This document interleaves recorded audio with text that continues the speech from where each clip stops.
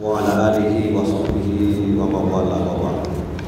Bapak Ibu jamaah Masjid Al-Akbar rahimahullah, alhamdulillah, marilah kita selalu bersyukur, memuji, bertasbih, beristighfar kepada Allah Subhanahu wa taala.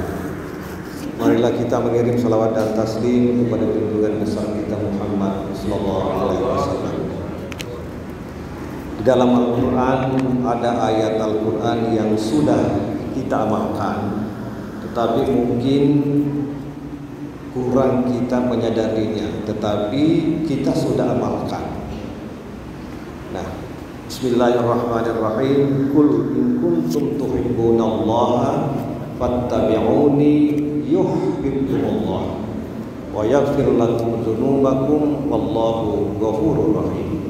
Qul in kuntum tuhibbunallah, katakanlah wahai Nabi Muhammad sallallahu alaihi wasallam, in kuntum tuhibbunallah, jika kalian itu mencintai Allah, fattabi'uni, maka ikutilah aku, yuhibbukumullah, maka Allah akan mencintai kalian, wa yaghfir lakum.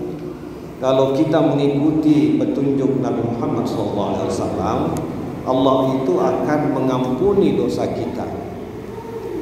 Wa yaghfir lakum dzunubakum, dosa-dosa kita itu diampuni oleh Allah. Wallahu ghafurur rahim, dan Allah itu Maha Pemberi ampun dan Maha Penyayang. Jadi ada syarat. Kalau kita ini umat Islam mau dicintai oleh Allah, apa itu?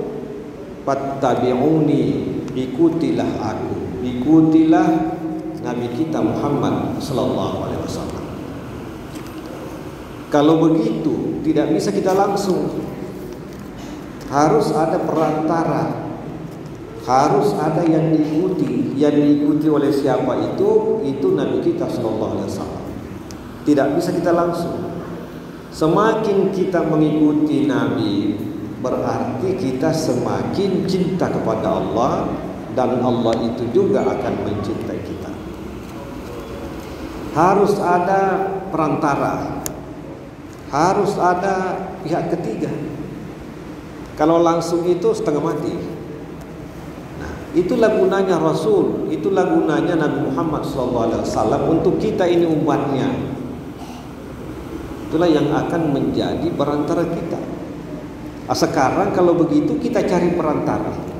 Siapa yang menjadi perantara? Nabi kita Muhammad SAW.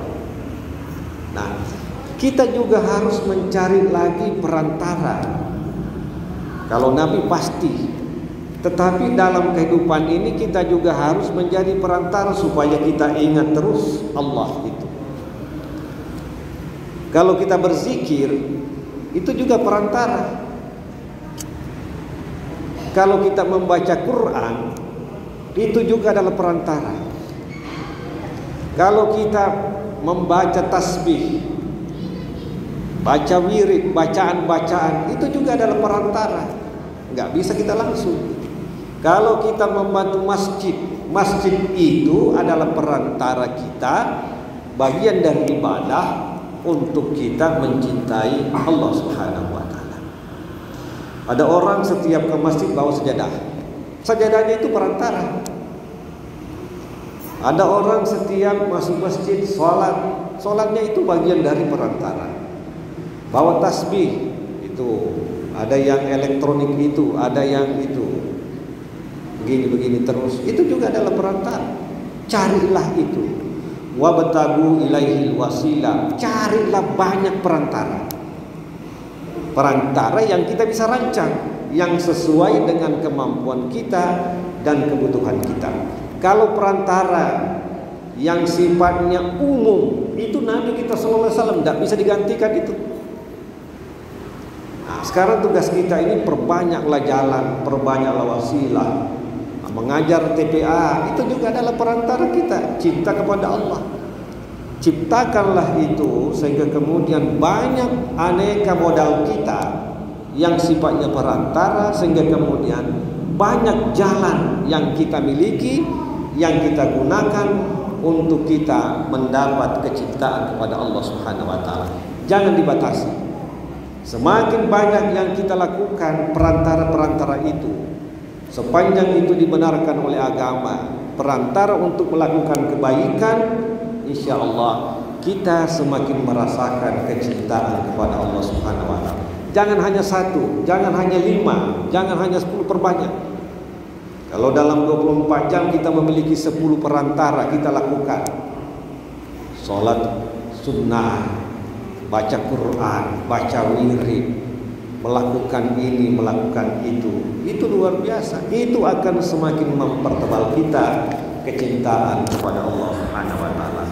Wallahu muwaffiq, semoga bermanfaat. Wassalamualaikum warahmatullahi wabarakatuh.